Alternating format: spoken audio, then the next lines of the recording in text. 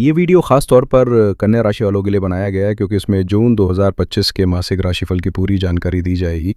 इस महीने कन्या राशि के लिए कैसा रहेगा इसका विस्तार से विश्लेषण करेंगे, जिसमें जीवन के अहम पहलू जैसे सामान्य हालात, करियर, व्यापार, आय के स्रोत, निवेश, प्रेम संबंध, वैवाहिक जीवन, विद्यार्थियों की स्थिति और स्वास्थ्य को शामिल किया गया है। वीडियो के अंत में कुछ प्रभावशाली उपाय भी बताए जाएंगे जिन्हें अपनाकर आप इस महीने की सकारात्मक ऊर्जा को और बढ़ा सकते हैं।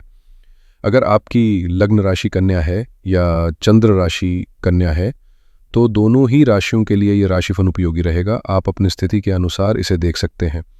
मेरी व्यक्तिगत सलाह है कि लग्न राशि से राशिफल देखना ज़्यादा फायदेमंद होता है, लेकिन अगर आपको लग्न राशि का पता नहीं है तो चंद्र राशि के आधार पर भी आप मार्गदर्शन पा सकते हैं। तो चलिए शुरू करते हैं कन्या राशि के लिए इस मासिक राशिफल का विश्लेषण। सबसे पहले लग्न से शुरुआत करते हैं। लग्न पर इस समय शनिदेव का मजबूत प्रभाव है जो लगभग 2027 तक बना रहेगा। हालांकि बीच बीच में कुछ ग्रहों की वक्री स्थिति के कारण बदलाव आते रहेंगे, पर शनि का आपकी राशि पर दीर्घकालिक असर साफ नजर आएगा। शनि, जो आपके छठे घर के स्वामी हैं, लग्न पर मिश्रित प्रभाव डालते हैं। ये आपके अंदर दृढ़ता, संकल्प और साहस तो लाएंगे, लेकिन साथ ही छठे और चौथे भाव, जो आपकी चुनौतियां और भावनात्मक स्थिति दर्शाते हैं, पर भी असर डालेंगे। इसका मतलब ये है कि आप मानसिक तनाव और चिंता के दौर से गुजर सकते हैं, जो अक्सर बिना किसी स्पष्ट कारण के बढ़ जाते हैं। चूंकि शनिदेव का गोचर अभी हाल ही में मार्च में हुआ है और यह प्रभाव 2-2.5 महीने से शुरू हुआ है, इसलिए आप शायद पहले से ही इन भावनात्मक उतार चढ़ावों को महसूस कर रहे होंगे।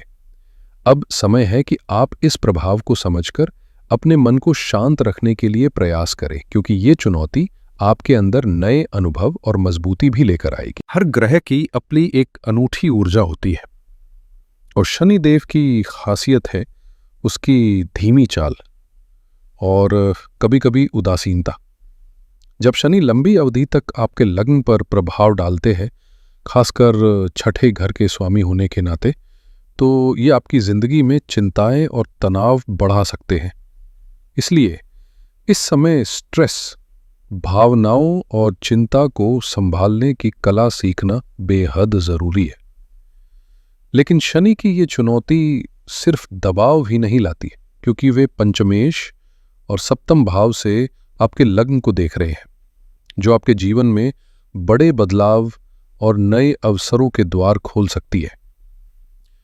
इस महीने लग्न पर किसी और ग्रह का सीधा असर नहीं होगा, इसलिए अब हम ग्रहों के बदलावों की बात करते हैं। पहला महत्वपूर्ण राशि परिवर्तन 31 मई को शुक्र का हो चुका है, जिसे हमने पिछली बार के राशिफल में भी नोट किया था।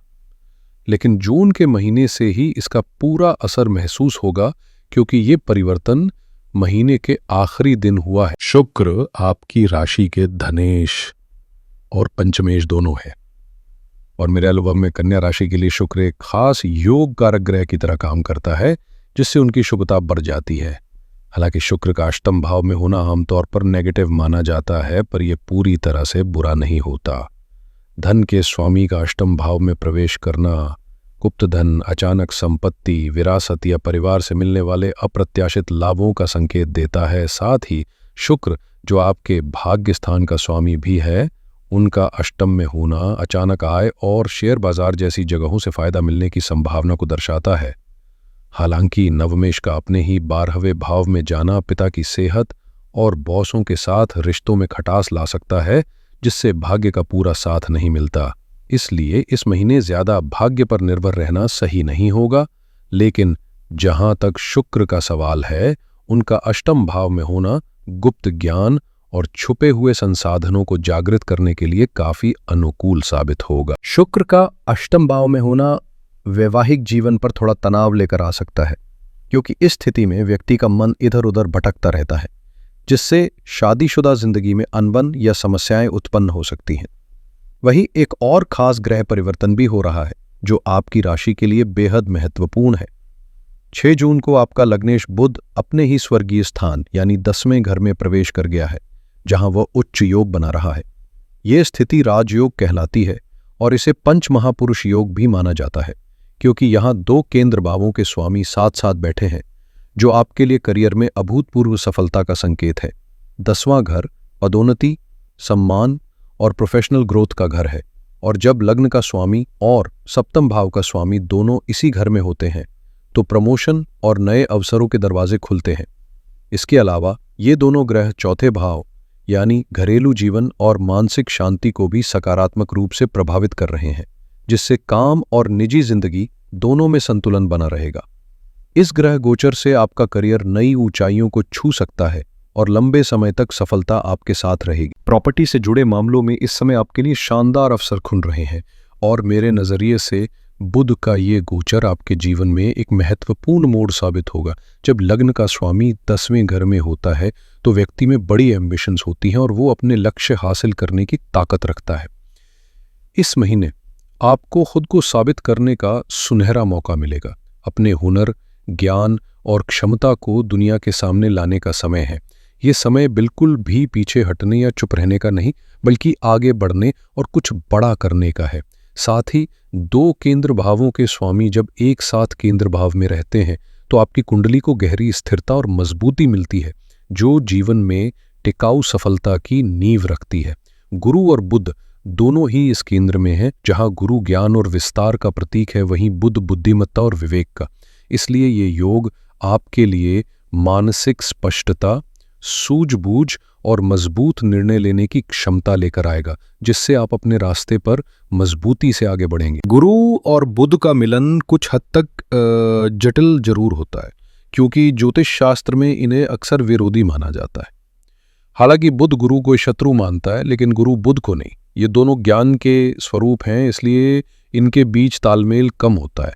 जैसे दो विद्वान व्यक्ति जिनकी सोच और समझ अलग होती है, वे सहजता से मेल नहीं खा पाते। आप कभी ध्यान दें, चाहे 10 ज्योतिषियों को एक कमरे में रखें, उनके बीच मतभेद और विचारों की टकराहट हो ही जाती है, क्योंकि हर किसी के पास अलग अनुभव और ज्ञान होता है और हर कोई खुद को श्रेष्ठ समझता है। ऐसा इसलिए होता है क्योंकि जब ज्ञान मिलता है तो अक्सर अहंकार भी जन्म लेता है। विद्या असल में विनम्रता सिखाती है, लेकिन हम मोह माया की उलझनों में फंसकर उसे कभी कभी अपने अहंकार का आधार बना लेते हैं। आजकल सोशल मीडिया पर भी यही देखने को मिलता है, जहां ज्योतिषी जो लोगों को मार्गदर्शन देने का काम करते हैं, अक्सर खुद ही अपने ज्ञान और मतों को लेकर विवाद में पड़ जाते हैं। ये एक आधुनिक युग की दुविधा है, जहां ज्ञान बढ़ रहा है लेकिन समझ और संयम की कमी भी दिखती है। ज्योतिषियों की असली भूमिका सिर्फ मार्गदर्शन करना होती है, लेकिन अक्सर हम देखते हैं कि कुछ लोग डराकर या ऐसे फैंटेसी उपाय बताकर झूठे सपने बेचते हैं, जैसे रातों रात अमीर बन जाओगे। वास्तविकता इतनी आसान नहीं होती। कभी कभी जब किसी के पास बहुत अधिक ज्ञान आ जाता है तो वे उलझन में पड़कर गैर जरूरी बातें करने लगते हैं, या फिर ज्ञान की कमी के कारण खुद को सब कुछ समझ बैठते हैं। यही गुरु बुध के मेल से भी हो सकता है, जहां अहंकार इतना बढ़ जाता है कि व्यक्ति को लगे कि वह सबसे बड़ा है और उसके ऊपर कोई नहीं। ये अहंकार धीरे धीरे व्यक्ति का पतन करता है, क्योंकि जब हम खुद को सर्वोपरि मानने लगते हैं तो हमारी समझ सीमित हो जाती है और हम गलत रास्तों पर चल पड़ते हैं। मैं हमेशा यही कहता हूं कि चाहे आप कितनी भी विद्या सीख लें, खासकर ज्योतिष में, ये सोचकर कभी नहीं चढ़ना चाहिए कि आप सबसे ऊपर पहुंच गए हैं।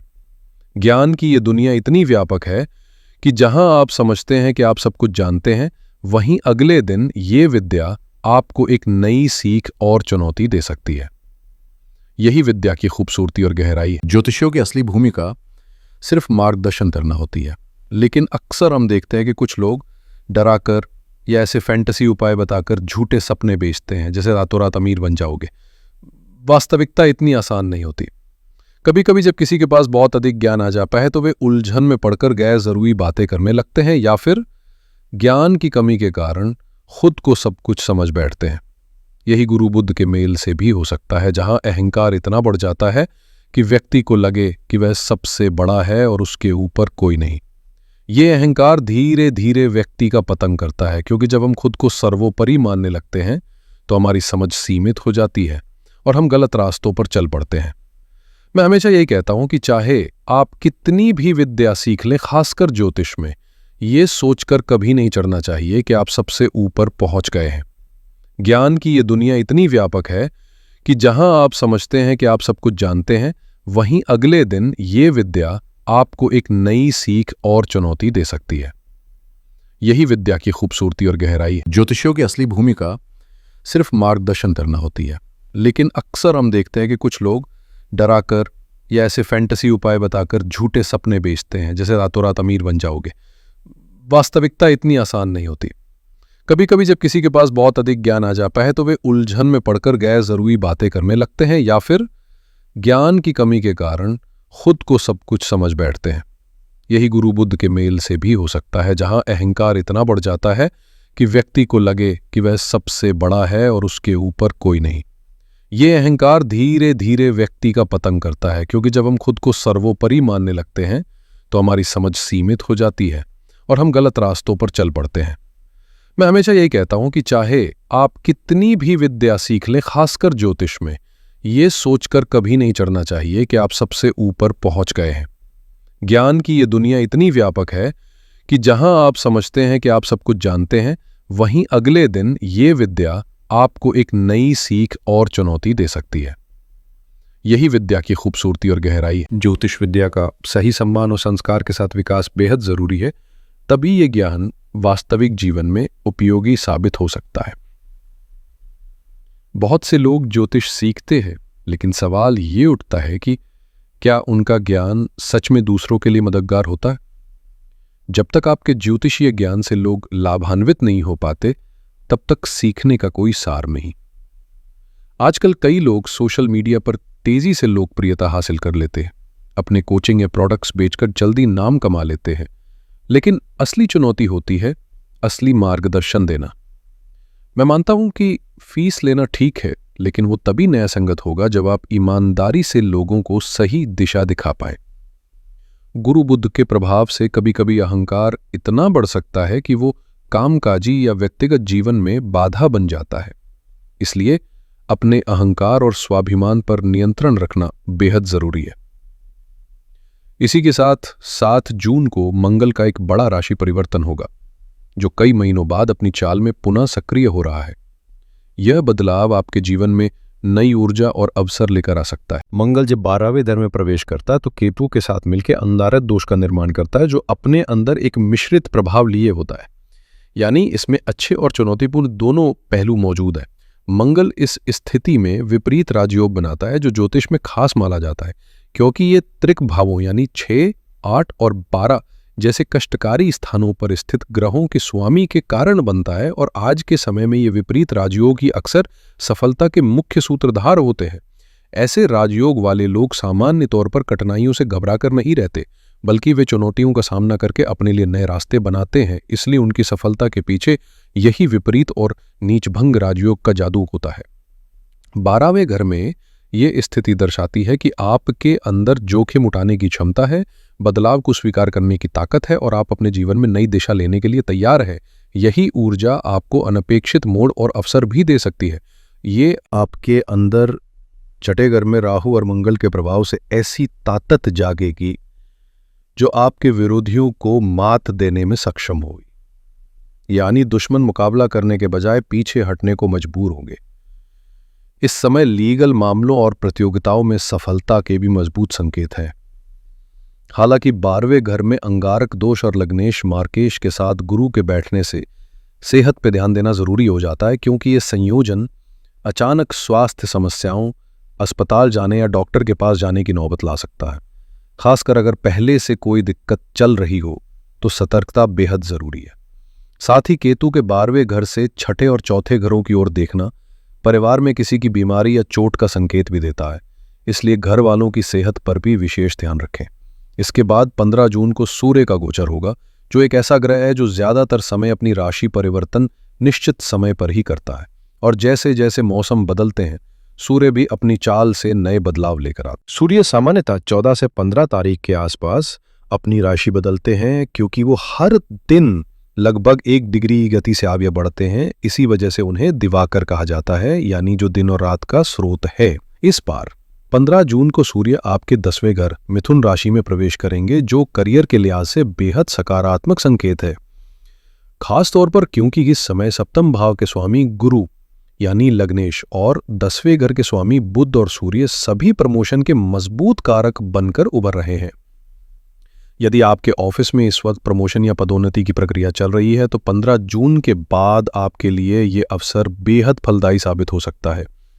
अलग अलग कंपनियों में अप्रेजल्स का समय भिन्न होता है, कुछ में 3 महीने में, कुछ में 4 महीने में, बट अगर आपने मेहनत की है तो तत्काल भी इनाम मिल सकता है। साथ ही सूर्य 12वें घर के स्वामी भी हैं, जो ये दर्शाता है कि आपकी मेहनत कहीं ना कहीं छुपे हुए संसाधनों या दूरस्थ क्षेत्रों से भी लाभ दिला सकती है। इसलिए ये समय करियर के नए मुकाम हासिल करने के लिए बहुत अनुकूल है। विदेश से भी इस समय आपको अच्छा खासा फायदा हो सकता है, क्योंकि 12वें घर का स्वामी और चौथे घर का स्वामी गुरु मिलकर चौथे घर की स्थिति पर नजर बनाए हुए हैं, जिससे अगर आप प्रॉपर्टी बेचने या खरीदने की सोच रहे हैं तो ये वक्त आपके लिए बहुत अनुकूल साबित हो सकता है। फिर 22 जून को बुध का एक और गोचर होगा जो आपके लग्नेश हैं, और ये उन्हें आपके लाभ स्थान में ले जाएगा, जो सामान्यतः 2 से ढाई हफ्ते में राशि बदलते हैं। लग्नेश का अपने लाभ स्थान पर आना धन योग और सफलता के लिए बेहद शुभ संकेत है। इसलिए महीने के अंत में भी आपको आर्थिक रूप से फायदा होने के मजबूत आसार है। हालांकि अंगारक दोष से सावधान रहना जरूरी है, क्योंकि शनि का प्रभाव आपके लग्न पर मंदता और स्थिरता लाने वाला है। इसलिए कार्यों को धैर्य और समय के साथ व्यवस्थित रूप से आगे बढ़ाना होगा। गुस्से पर नियंत्रण रखना बेहद महत्वपूर्ण होगा, क्योंकि 12वें घर में अंगारक दोष की वजह से व्यक्ति कभी कभी बिना वजह भी क्रोधित हो सकता है, जो नुकसानदेह साबित हो सकता है। इसलिए इस महीने संयम और समझदारी से काम लेकर चलें तो आपके लिए ये समय कई मायनों में लाभकारी रहेगा। जब बात गुस्से की आती है तो अक्सर हम जानते होते कि हमें कौन सी बात चुभेगी और किस बात पे हमारा नियंत्रण टूट सकता है। लेकिन जब कोई व्यक्ति मैच्योर नहीं होता तो उसे खुद भी समझ नहीं आता कि उसका ट्रिगर पॉइंट क्या है, यानी वो कब और क्यों गुस्सा कर बैठता है। असली समझदारी तो तब होती है जब आप पहले से जानकर उस स्थिति से दूर हो जाते हैं जहां आपको गुस्सा आ सकता है। इसलिए जब भी गुस्सा आपके अंदर उठे तो तुरंत उस माहौल से खुद को हटाने की कोशिश करें। इस महीने आपकी जिंदगी में जो भी कठिनाइयां या संघर्ष लंबा समय से चल रहे थे उनका अंत होने वाला है और अच्छे परिणाम मिलेंगे, क्योंकि ईश्वर की कृपा इस समय आपके साथ है। आध्यात्मिक दृष्टि से भी यह समय काफी शुभ है, क्योंकि नवमेश का अष्टम भाव में होना आपके अंदर आध्यात्मिकता और ईश्वर के प्रति गहरा आकर्षण जगाएगा, जिससे आपका मन शांति और विश्वास की ओर अधिक जाएगा। लेकिन आज के जटिल दौर में हम सब की चिंता और तनाव बढ़ना स्वाभाविक है, खासकर जब जीवन की चुनौतियां इतनी बढ़ गई हैं कि सरलता खो सी गई है। शनि के प्रभाव से आपकी चिंता अधिक हो सकती है, लेकिन इसे अपने ऊपर हावी न होने दें, क्योंकि चिंता का ज्यादा बोझ मन को कमजोर कर देता है। जिनके चंद्रमा कमजोर होते हैं वे इस एंग्जाइटी को और भी गहराई से महसूस करते हैं, जबकि जिनके पास ये अनुभव नहीं होता वे इसकी गंभीरता समझ नहीं पाते। ऐसे में थोड़ा ध्यान अपनी आध्यात्मिकता की ओर केंद्रित करना बेहद फायदेमंद रहेगा। इससे न केवल आपका आत्मविश्वास बढ़ेगा, बल्कि मन की स्थिरता भी आएगी। साथ ही उन लोगों को अपनी जिंदगी से दूर रखें जो आपके लिए नकारात्मकता लाते हैं, क्योंकि कई बार हम अनजाने में दूसरों की गलत बातों को सहन करते करते खुद को कमजोर बना देते हैं। इसलिए खुद के लिए मजबूत रुख अपनाएं और अपने मन की शांति को प्राथमिकता दें। इस महीने अपने अंदर की पीड़ा और परेशानियों को ज्यादा किसी के सामने खोलने की जरूरत नहीं है, क्योंकि अक्सर ऐसा होता है कि लोग सुन तो लेते हैं लेकिन मदद की बजाय बातों का मजाक उड़ाते हैं या व्यंग्य करते हैं। इसलिए अपने जज्बातों को संभाल कर रखें और इस समय थोड़ी संयम और समझदारी से काम लें। आप थोड़ा जिद्दी हो सकते हैं, इसलिए शांत मन से और थोड़ा लचीलापन अपनाकर ही बेहतर परिणाम मिलेंगे। खासतौर पर अपने खर्चों पर काबू रखें। बेवजह महंगी चीजें खरीदना या बड़े फैसले बिना सोचे समझे लेना इस समय नुकसानदेह साबित हो सकता है। साथ ही ज्यादा सोच विचार और ओवर क्रिएटिविटी से बचें, क्योंकि यह आपके मानसिक तनाव को बढ़ा सकती है। कुल मिलाकर यह महीना बुरा नहीं है, बस इन बातों का ध्यान रखें।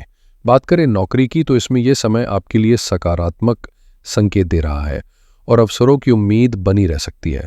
उसको जैसा कि मैंने शुरुआत में बताया था, कुछ महत्वपूर्ण बातें और सावधानियां हैं जिनका पालन करना जरूरी होगा।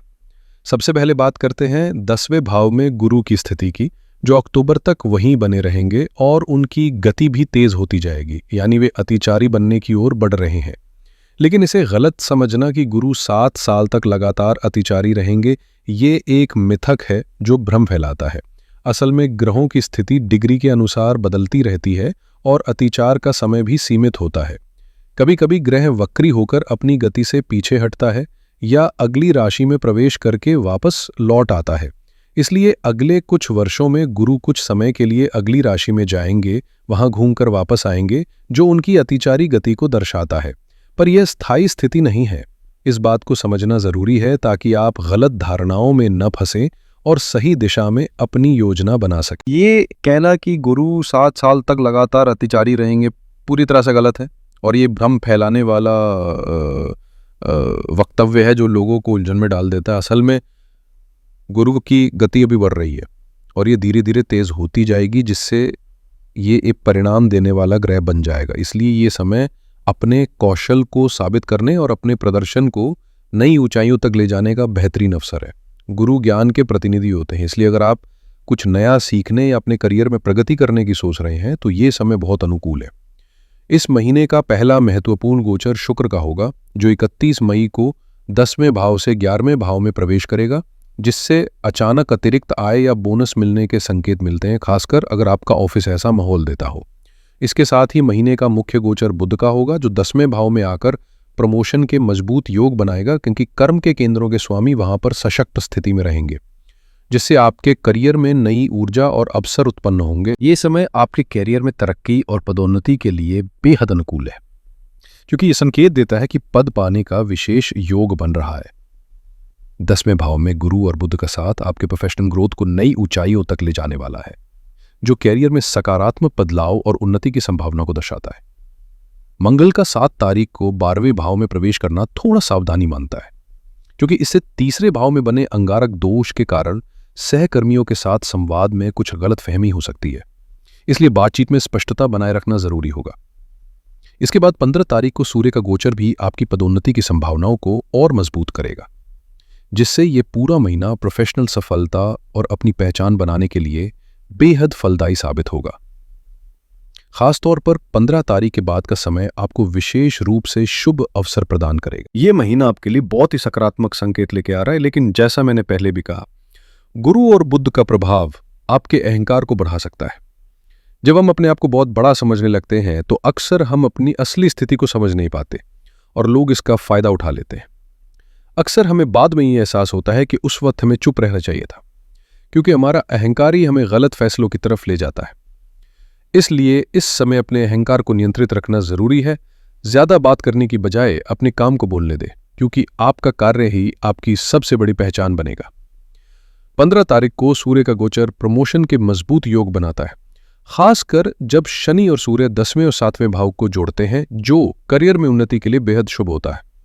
साथ ही राहु का प्रभाव विदेश से जुड़े कार्यों में सफलता और समझदारी लाता है, जो आपको नए अवसरों की ओर ले जाएगा। इस माह में संयम और होशियारी से काम लें तो निश्चित ही आपके प्रयास रंग लाएंगे। इस महीने राहु छठे घर से कुछ अनावश्यक दबाव और तनाव लेकर आ सकता है, इसलिए अपनी मानसिक शांति और स्ट्रेस को संभालने की खास कोशिश करें। हालांकि कुल मिलाकर यह महीना आपके लिए शुभ है।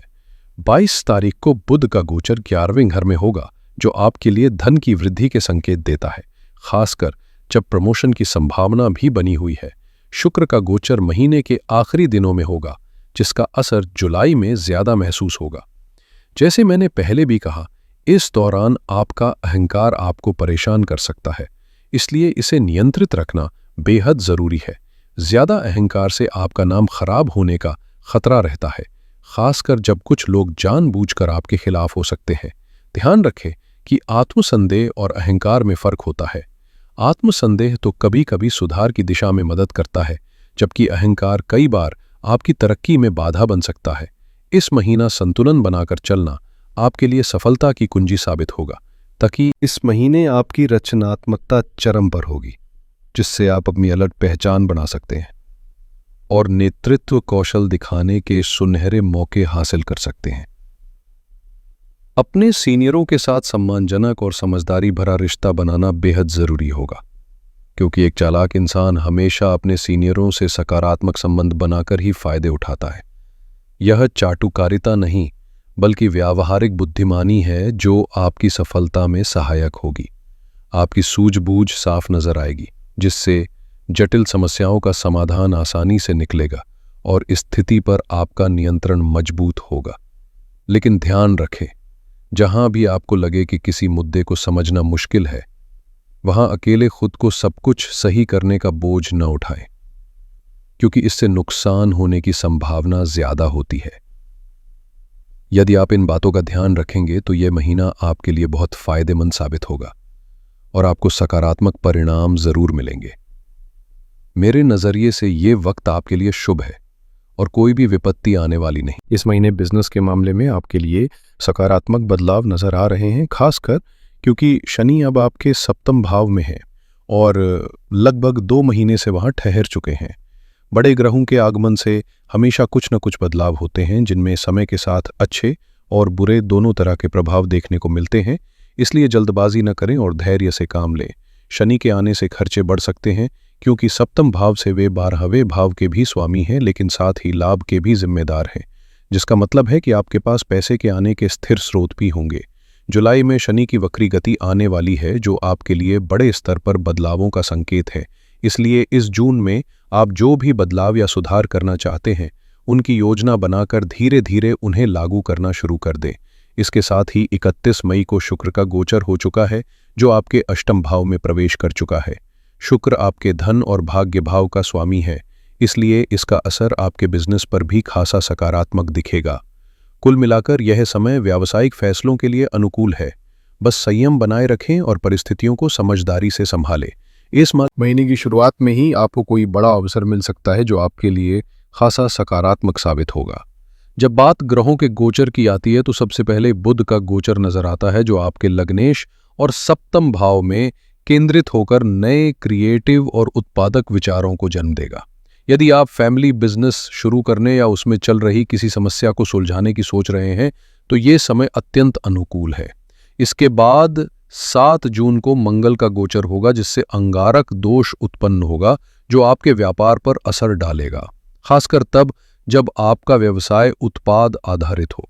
मंगल की दृष्टि अष्टम भाव से सप्तम भाव पर पड़ने से आपको अपने प्रोडक्ट्स की समीक्षा करनी होगी और ये सोचना होगा कि क्या उनमें सुधार या बदलाव की जरूरत है।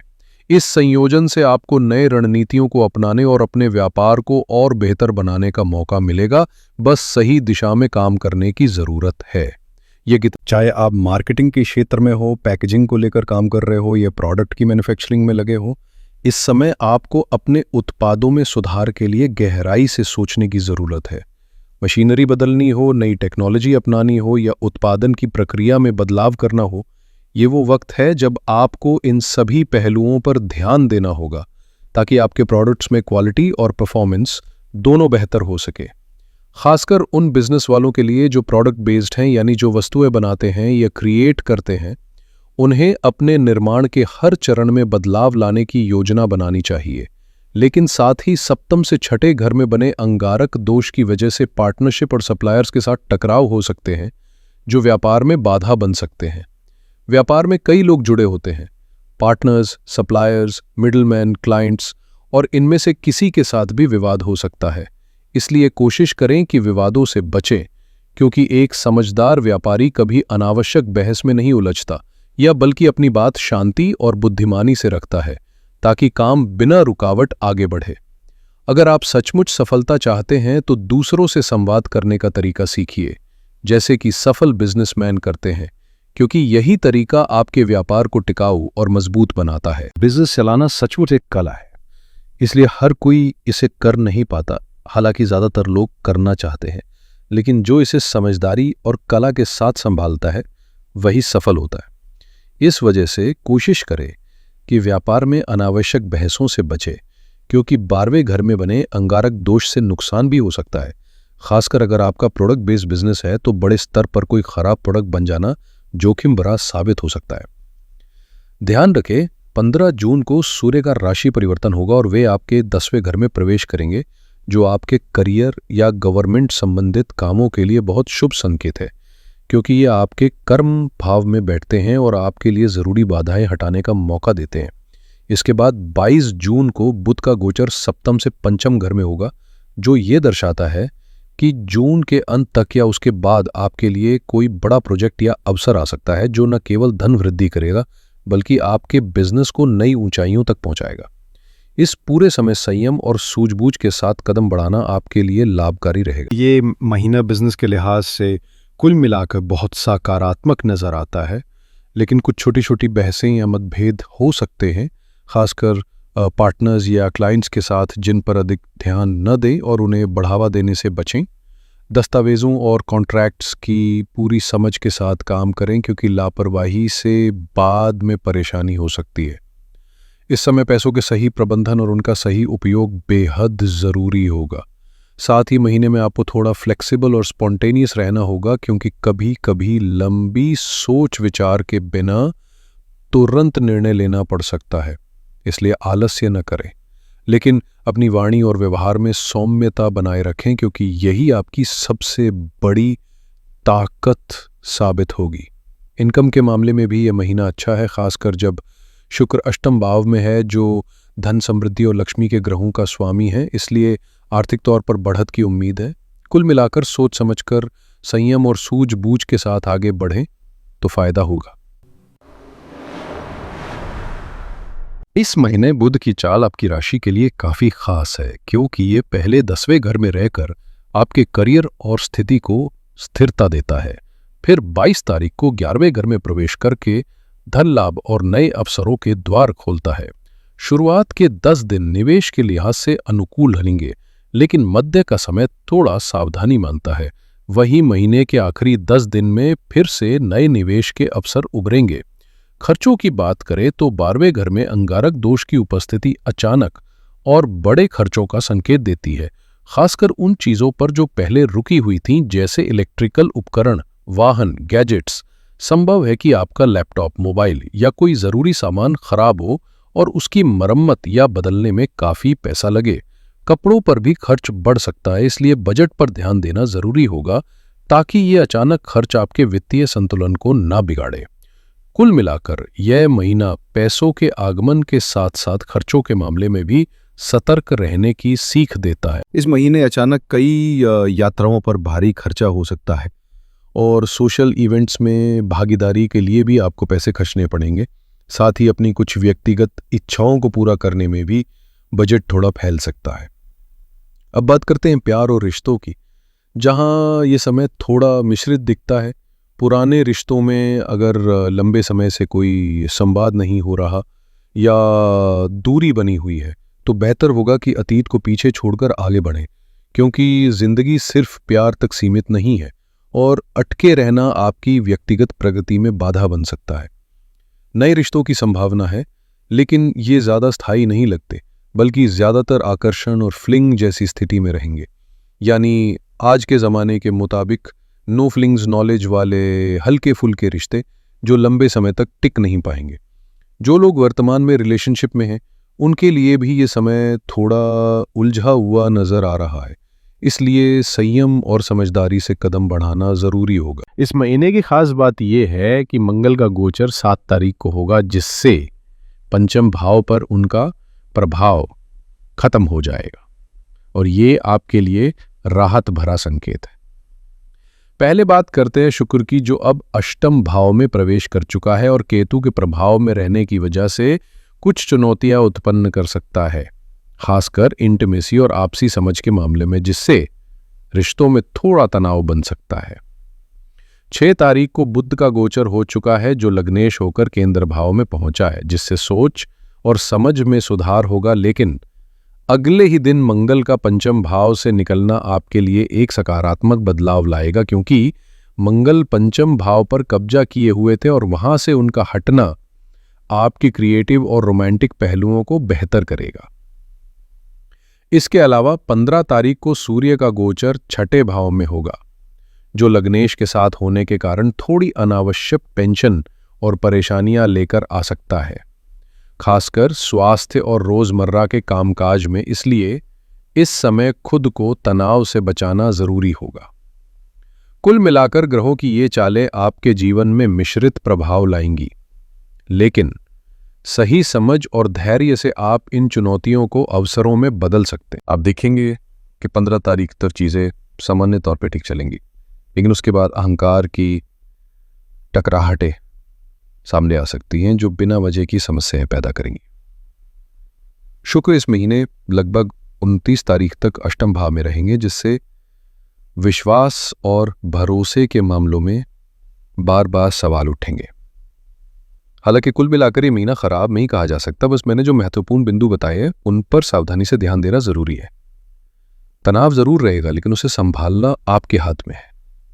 साथ ही अच्छे अवसरों को बुलाने की कोशिश करें और अपने रिश्ते में सकारात्मकता बनाए रखें। खास बात यह है कि अधूरी बातचीतों को पूरा करना जरूरी है, क्योंकि कई बार रिश्तों में जो गलत फहमियां या रुके हुए मुद्दे होते हैं वे दूर करने से ही समाधान निकल सकता है। कुल मिलाकर ये महीना सुधार की कोशिशों का है, जहां कई पहलुओं को सुलझाना होगा।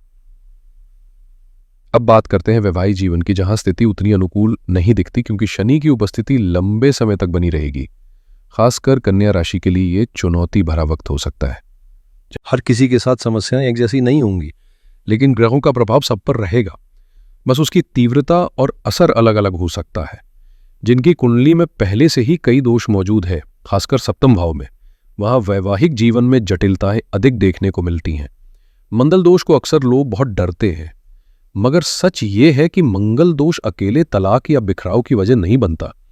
असल में शनि केतु छठे या अष्टम भाव के दोष ज्यादा गंभीर परेशानियां ला सकते हैं, जो संबंधों को कमजोर कर देती है। मंगल दोष केवल एक चेतावनी है, जिससे पूजा पाठ या उपाय करना जरूरी होता है, लेकिन यह समझना भी जरूरी है कि असली समस्या किस ग्रह या स्थिति से आ रही है। ज्योतिष का असली मकसद तो रोग की पहचान करना है, यानी डायग्नोसिस देना।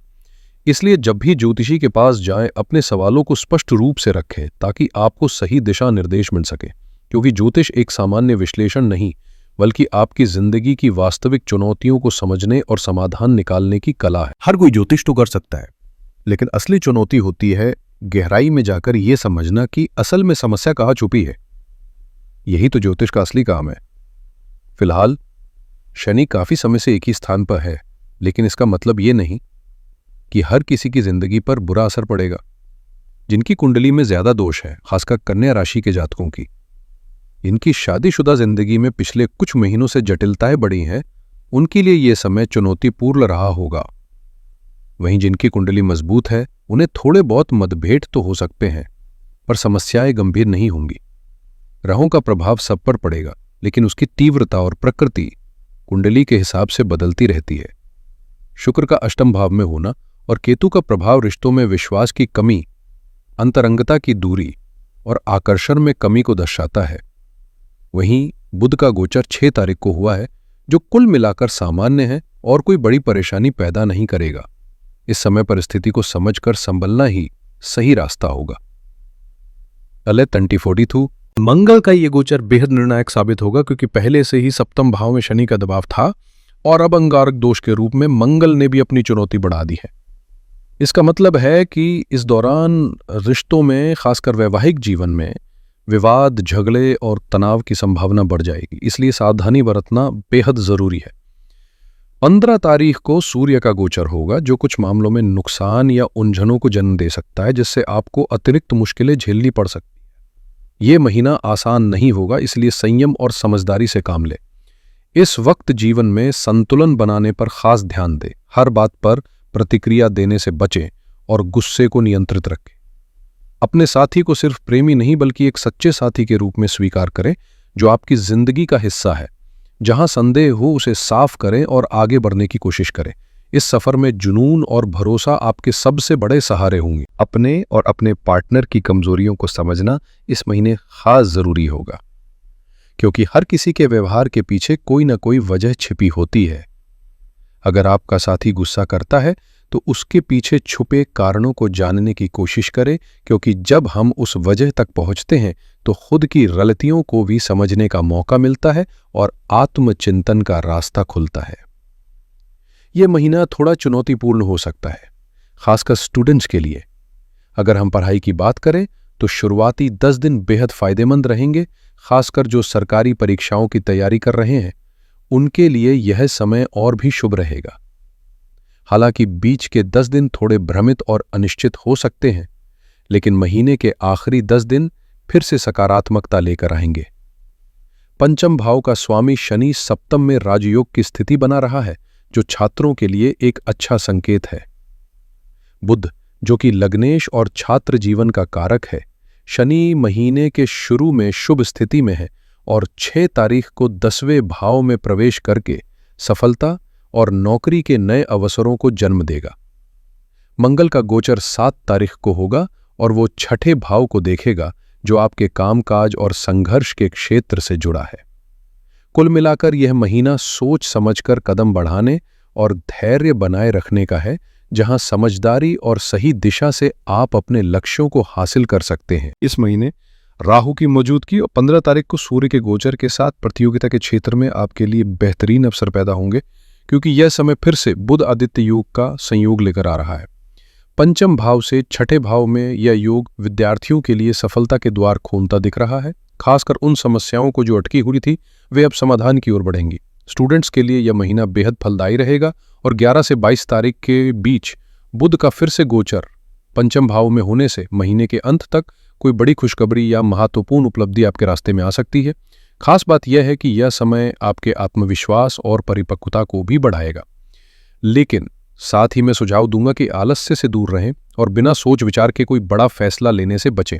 अगर आप समझदारी से कदम बढ़ाएंगे तो यह महीना आपके लिए नई उम्मीदें और प्रगति लेकर आए। इस महीने स्वास्थ्य को लेकर विशेष सावधानी बरतने की जरूरत है, खासकर उन लोगों के लिए जिन्हें पहले से नसों की तकलीफ, अपच, लिवर, किडनी, गॉल ब्लैडर या हार्मोन संबंधी समस्याएं हैं और जिनका डायबिटीज से भी सामना है।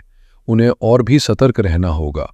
शुरुआती 10 दिनों में ब्लड प्रेशर, रक्त विकार, सीने की समस्याएं और कफ जैसी बीमारियां परेशान कर सकती हैं, जबकि मध्य के 10 दिन संक्रमण, बुखार और गले में तकलीफ की संभावना रहती है और अंत के 10 दिनों में नींद न आना, आंखों की परेशानी और जीवन शैली से जुड़ी बीमारियां झंझट बढ़ा सकती हैं।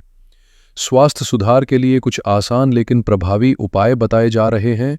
किसी भी दिन गणेश जी को गुड़ से बनी मीठी रोटी चढ़ाएं और गणेश चालीसा 4 बार पढ़ें। महादेव जी का गंगा जल से अभिषेक करें, हलवे का भोग लगाएं, आटे से बना गुलाब पुष्प अर्पित करें। साथ ही ओम गंगाधराय नमः मंत्र का 108 बार जाप करें और किसी मंदिर में धार्मिक पुस्तकों का दान जरूर करें। इन उपायों को अपनाकर आप इस महीने की स्वास्थ्य संबंधी परेशानियों को कम कर सकते हैं। उम्मीद है ये वीडियो आपके लिए मददगार साबित होगी। अगर चैनल पर नए हैं तो सब्सक्राइब ज़रूर करें और वीडियो को लाइक करना ना भूलें। फिर मिलते हैं अगली वीडियो में।